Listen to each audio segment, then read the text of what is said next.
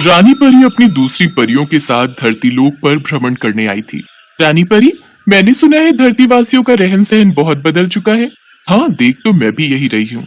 यहाँ के शहरी रहन सहन में कितना बदलाव आ गया है।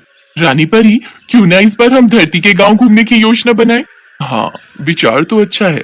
गांव में हरियाली, खुले आसमान, खुली जमीन, काफी कुछ देखने को मिलता है। ठीक है, इस बार हम गांव में ही भ्रमण करेंगे। और आपस में विचार करके रानी परी अपनी सभी परियों के साथ अलग अलग गांव उड़कर नजारा देखने लगी। गांव में चारों ओर कितनी हरियाली है। रानी परी, क्यों ना कुछ देर इसी गांव में भ्रमण किया जाए? ठीक है, चलो धरती पर उतरते हैं। रानी परी धरती पर उतरी, तभी एक परी को लघु शंका का एहसास हुआ। रानी परी, मुझे तो लघु शंका का एहसास हो रहा है। देखो, यहीं कहीं शौचालय मिल जाए तो तुम लघु शंका हो आना। बहुत देर तक परियां शौचालय ढूंढती रही, पर उन्हें गांव में कोई भी शौचालय नजर नहीं आया।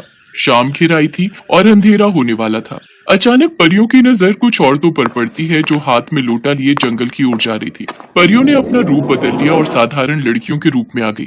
सुनो, यहाँ पर शौचालय कहाँ है? हम बहुत देर से ढूंढ रहे हैं पर हमें कहीं भी शौचालय दिखाई नहीं दे रहा।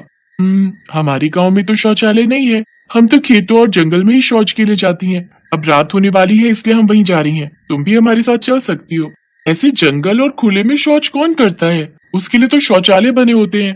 पर हमारे गांव के आदमी हमारे लिए शौचालय नहीं बनाते। वो कहते हैं खुले में ही शौच करो। तो क्या तुम्हें खुले में शौच करते डर नहीं लगता? लगता है, बहुत परेशानी भी होती है। कोई आता जाता देख ले तो बहुत शर्म भी आती है। कई बार तो मच्छर मक्खी और कई तरह के जहरीले कीड़े काटने का डर भी बना रहता है। पर क्या करें, हम इस गांव में रहते हैं। हम कई बार शौचालय बनाने के लिए बात करें तो हमें कहा जाता है कि हम छोटी बच्ची हैं, इसलिए बड़ों से कुछ भी कहने का हमारा हक नहीं है। तुम घबराओ नहीं, अब हम तुम्हारे लिए एक शौचालय जरूर बनाएंगे। कभी परियां रानी परी के पास जाती हैं और सारी बात कहती हैं, और उसके पश्चात वो अपने रूप में आ जाती है। परियों को अपने सामने देखकर शौच जाती लड़कियां रुक जाती हैं। अरे, ये तो बिल्कुल वैसी परियां दिखाई पड़ती हैं जैसी हम कहानियों में देखते और सुनते हैं। हाँ, सच में ये तो परियां हैं। तुमने बिल्कुल सही समझा। मैं रानी परी हूँ, परीलोक की रानी, और ये मेरी सहपरियां हैं। हमें ये देखकर बहुत दुख हुआ कि धरती लोक पर अभी भी कुछ ऐसे गांव हैं जहाँ शौचालय नहीं है। पर तुम अब चिंता मत करो, मैं अपने जादू से यहाँ पर एक शौचालय बना दूंगी। रानी परी, आप जो शौचालय बनाओगी वो गांव के मुखिया तुड़वा देंगे। नहीं, ये शौचालय मेरे जादू से बनेगा, जिसे कोई नहीं तोड़ पाएगा। बस तुम देखती जाओ। रानी परी हवा में अपनी छड़ी घुमाती है और देखते ही देखते वहां पर एक बड़ा और अच्छा शौचालय बन जाता है। रानी परी, ये तो आपने शौचालय बनाकर बहुत अच्छा किया। मुझे तो बहुत देर से लघु शंका हो रही थी। मैं अभी लघु शंका जाकर आती हूँ। रानी परी, क्या हम भी इस शौचालय में जा सकते हैं? हाँ बिल्कुल, ये शौचालय मैंने तुम्हारी सुविधा के लिए ही बनाया है। अब तुम सब इसी का उपयोग करो। रानी परी, आप नहीं जानती, आपने हमारी कितनी बड़ी समस्या दूर कर दी। हम आपका ये एहसान कभी नहीं भूलेंगी। रानी परी से विदा लेकर लड़कियां अपने घर जाती हैं और अपने घर वालों को इस बारे में बताती हैं। ये बात उड़ते उड़ते गांव के मुखिया तक पहुंचती है और वो गुस्से में बौखला जाता है। अरे कौन सी परी है? कौन सी रानी परी है? हमें कुछ ना देखना, हमारे गांव में शौचालय नहीं बनेगा। हाँ भाई, किसकी इतनी हिम्मत हुई कि मुखिया के होते हुए शौचालय बना दे भाई? है?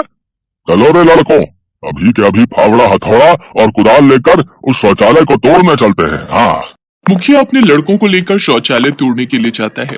देख क्या रहे हो, लग जाओ काम पर और तोड़ दो ये पूरा शौचालय। देखता हूँ कौन परी मुझे रोकती है। जैसे ही मुखिया के आदमी शौचालय को तोड़ने के लिए हथौड़ा और कुदाल उठाते हैं, अचानक वो हवा में उड़ने लगते हैं। अरे अरे, ये क्या हो रहा है मुखिया जी? बचाओ, अरे भैया, भैया। मुखिया जी, ये तो कोई भूत प्रेत दिखाई पड़ता है, हमें बचा लो मुखिया जी। तभी गांव वाले भी शोर सुनकर वहां इकट्ठा हो जाते हैं। तभी रानी परी परियों के साथ फिर से वहां प्रकट होती है कि मेरा बनाया शौचालय है, इसे कोई नहीं तोड़ सकता। अगर अपनी जान सुरक्षित चाहते हो तो चुपचाप इस गांव में शौचालय बना रहने दो, वरना तुम सबको मैं जादू से बिल्ली बना दूंगी। अरे किसमें है दम है? तुम मुझे बिल्ली बना के दिखाए है? जरा बिल्ली बना कर दिखाओ, है? देखता हूँ तुम्हारे अंदर कितनी ताकत है। तो फिर बिल्ली बनने के लिए तैयार हो जाओ। जो उड़ाए मेरी खिल्ली, बन जाए वो भीगी बिल्ली। भैया, मुखिया जी तो सचमुच बिल्ली बन गए भैया। रानी परी, मेरे पति को माफ कर दो, वो ना समझ है। वो ये नहीं जानते कि हम औरतों को शौचालय के बिना कितनी परेशानी होती है। ये आदमी लोग तो कहीं भी खुले में शौच कर लेते हैं, पर हम औरतों का क्या, छुपती छुपाती अपनी इज्जत को बचाती जान की परवाह किए बिना सुबह के अंधेरे और रात के अंधेरे में शौच की जगह ढूंढती हैं। मैं वादा करती हूँ अब ये ऐसा नहीं करेंगे। ठीक है, अगर तुम कहती हो तो मैं वापस इसे असली रूप में ले आती हूँ। पर मुझे कभी भी पता चला कि मुखिया ने गांव के लोगों को तंग किया है या शौचालय तुड़वाने की कोशिश की है तो मैं फिर से इसे बिल्ली बना दूंगी। मुखिया की पत्नी के माफी मांगने पर रानी परी मुखिया को फिर से उसके रूप में ले आती है। मुखिया हाथ जोड़कर माफी मांगता है। मुझे माफ कर दो रानी परी, मुझे समझ में आ गया है शौचालय हमारे गांव के लिए बहुत जरूरी है। मैं अब कभी इसे तुड़वाने की कोशिश नहीं करूंगा। मैं अपने पैसों से गांव में और भी शौचालय बनवाऊंगा ताकि लोगों को शौच की सुविधा रहे। हाँ। रानी परी के जादू से उस गांव में सब कुछ ठीक हो जाता है और मुखिया और भी बहुत से शौचालय बनवाता है। तब से उस गांव के लोग शौच के लिए खुले में नहीं जाते थे, अब उनके पास अपने अपने शौचालय थे।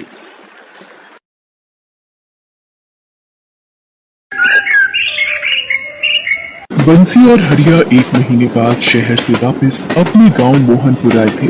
दोनों ट्रेन से उतरे और पैदल ही चलने लगे। हरिया चलना इधर, रेल की पटरी के रास्ते जल्दी घर पहुंच जाएंगे। ठीक है तो फिर चल, वैसे भी मुझे बहुत जोरों की लगी है, समझ गया ना। हाँ हाँ, रास्ते में निपटते हुए घर पहुंच जाएंगे। फिर इतनी दूर रेल की पटरी के पास कौन आएगा। अरे ये सामने बोर्ड का साहब है, इस पर तो कुछ लिखा है, खुले में शौच करना मना है। अरे न जाने ऐसे कितने ही बोर्ड रेल की पटरी और गांव की सड़क पे लगे मिलेंगे भाई। है ये ले, मैंने फेंक दिया इस बोर्ड को, अब करेंगे हम खुले में शौच है। हरिया और बंसी गांव के नजदीक रेल की पटरी पर ही खुले में शौच करने लगते हैं। तभी दोनों की पीठ पर कोई लात मारता है और दोनों दूर जाकर गिरते हैं। कौन है? ये धक्का किसने दिया? बंसी, ये बोर्ड दोबारा कैसे खड़ा हो गया रे? लगता है यहाँ कोई भूत प्रेत या चुड़ैल है। तभी वहाँ एक चुड़ैल की आत्मा आ जाती है। तुम दोनों ने ये बोर्ड हटाने की हिम्मत कैसे की? मैं तुम दोनों को खून पी जाऊंगी। हरिया भाग यहाँ से, यहाँ पर तो चुड़ैल है, ये हमें पकड़ कर खा जाएगी, जल्दी भाग। जो भी खुले में शौच करने आएगा मैं उसे ऐसे ही तंग करूंगी। बंसी और हरिया वहाँ से तेजी से भागते हैं और सीधा गांव में अपने घर के बाहर जाकर रुकते हैं। क्या हुआ बंसी भैया, हरिया भैया, आप लोग ऐसे भागते हुए क्यों आ रहे हो? रुक, पहले सांस तो लेने दे, फिर बताते हैं। ये लो पानी पियो और इत्मीनान से बताओ आखिर हुआ क्या। रेल की पटरी पर हमने एक चुड़ैल देखी, वो तो गनीमत है हम दोनों वहाँ से भाग आए, वरना वो हमारा खून पी जाती। तुम लोगों ने जरूर वहाँ खुले में शौच किया होगा। गांव के सब लोग इसी चुड़ैल के कारण बहुत परेशान हैं, इसलिए सब यहीं नजदीक ही जाकर शौच कर आते हैं। गांव में लोग भले ही आसपास खुले में शौच करेंगे, पर कोई भी गांव में शौचालय बनवाने के बारे में नहीं सोचता था। मुखिया का बेटा आनंद शहर में नौकरी करता था। उसने लव मैरिज की थी और वो अपनी पत्नी प्रिया के साथ गांव आता है। आनंद, मैंने पूरे घर में ढूंढ लिया, टॉयलेट कहाँ बना हुआ है, मुझे फ्रेश होना है। प्रिया वो ऐसा है, हमारे घर में क्या यहाँ पूरे गांव में टॉयलेट नहीं है? क्या टॉयलेट नहीं है? फिर ये सब गांव के लोग फ्रेश होने कहाँ जाते हैं? अरे इससे क्या पूछती हो, हम सब खुले में शौच करने जाते हैं। क्या खुले में? पर ये तो बहुत गलत है माँ जी। इसमें क्या गलत है? घर पूजा पाठ और रहने के लिए होते हैं, शौच के लिए नहीं। प्रिया तुम्हें फ्रेश होना ना, तुम मेरे साथ चलो। आनंद प्रिया को रेलवे स्टेशन पर ले जाता है। वहाँ एक गाड़ी रोजाना रुका करती थी। प्रिया मजबूरी में उस ट्रेन के टॉयलेट में जाकर फ्रेश होती थी, पर एक दिन पता नहीं गांव के लोगों को क्या हो गया है? रेल की पटरी पर शौच जाने से डरने लगे हैं। कहते हैं वहाँ एक चुड़ैल रहती है, वो सबको डरा कर भगा देती है। इसी बात की तो परेशानी है, हम सब औरतों को भी रात में घरों के पीछे नाली में शौच के लिए जाना पड़ता है। बड़ी मुसीबत हो गई है। पहले गांव के पास वाली जगह में हम औरतें जाती थी तो ठीक था। सचमुच इनकी सोच बदलना कितना मुश्किल है, पर ऐसे कब तक चलेगा? आनंद, तुम बाबूजी से टॉयलेट बनवाने की बात नहीं करोगे तो मैं वापस शहर चली जाऊंगी। प्रिया अभी हम एकदम से वापस शहर नहीं जा सकते, यहाँ पर मुझे बाबूजी के साथ जमीनों का कुछ काम देखना बाकी है। हमें अभी कुछ महीने यहाँ और रहना पड़ेगा। तो फिर ठीक है, तुम बाबूजी से घर में टॉयलेट बनवाने की बात करोगे। आनंद हाँ कह देता है, पर वो एक सही मौके की तलाश में था। एक दिन प्रिया रेलवे स्टेशन पहुंचती है, पर उस दिन गाड़ी नहीं आई थी। वो परेशान हो रही थी। प्रिया मजबूरी में आज तुम्हें यहाँ खुले में ही जाना पड़ेगा। एक काम करो, मैं यहीं खड़ा हूँ, तुम थोड़ा दूर जाकर फ्रेश हो जाओ। मुझे तुम पर इस वक्त इतना गुस्सा आ रहा है ना, यहीं खड़े रहना, मैं आती हूँ। प्रिया रेल की पटरी के पास पहुँचती है। अचानक कोई मेरी बेटी को बचाओ, मेरी बेटी को छोड़ दो। नहीं, मैं इसे नहीं छोड़ूंगी। जो भी खुले में शौच करेगा मैं उसे बहुत तंग करूंगी। अब घबराइए नहीं, मैं बात करती हूँ। इस लड़की ने तुम्हारा क्या बिगाड़ा है? छोड़ क्यों नहीं देती हो? कैसे छोड़ू? उस दिन मैं भी बहुत रोई थी, चिल्लाई थी और उन जालिमों ने मुझे नहीं छोड़ा था। मेरी गलती क्या थी? सिर्फ इतनी कि मुझे खुले में शौच करना पसंद नहीं था और मजबूरी में मैं यहाँ रात में आती थी। इतनी देर में आनंद भी वहाँ जाता है। एक आदमी जाकर मुखिया और गांव वालों को बुला लाता है।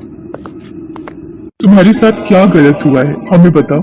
आज से 5 साल पहले की बात है। मुझे मजबूरी में शौच के लिए यहाँ रेल की पटरी पर आना पड़ता था, पर मुझे वो पसंद नहीं था। एक दिन मैं अपनी माँ के साथ रेल की पटरी पर शौच के लिए आई। अंधेरा बहुत था, मुझे डर लग रहा था। मैं माँ को आवाज लगा रही थी।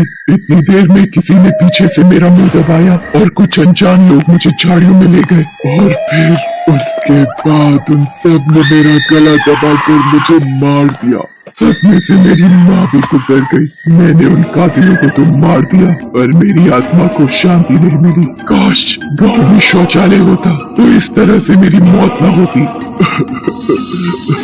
अपनी कहानी सुनाते सुनाते चुड़ैल फूट फूट कर रोने लगती। मैं तुमसे वादा करती हूँ, मैं इस गांव में शौचालय बनवाऊंगी। अगर तुमने इस लड़की को मार दिया फिर तुम में और उन बदमाशों में क्या फर्क रह जाएगा? इस बेकसूर लड़की को छोड़ दो, इसमें इसका कोई दोष नहीं। बाबूजी अब तो मान जाइए, आपने खुद अपने कानों से सुना है। अगर आप चाहते हैं इस गांव की बहू बेटियों के साथ कुछ गलत ना हो तो शौचालय बनवाने के लिए हामी भर दीजिए ताकि वो सुरक्षित रहे। प्रिया और आनंद के समझाने पर चुड़ैल उस लड़की को छोड़ देती है। कुछ समय बाद आनंद और प्रिया अपने घर और गांव में शौचालय बनवाते हैं। गांव वाले भी अब शौचालय बन जाने के बाद चुड़ैल के डर से मुक्त होकर बहुत खुश थे। चुड़ैल की आत्मा को शांति मिल जाती है। प्रिया को तसल्ली थी कि वापस शहर जाते हुए उसने गांव की बहु बेटियों के लिए शौचालय बनवाने की जो मुहिम छेड़ी थी वो पूरी हो गई।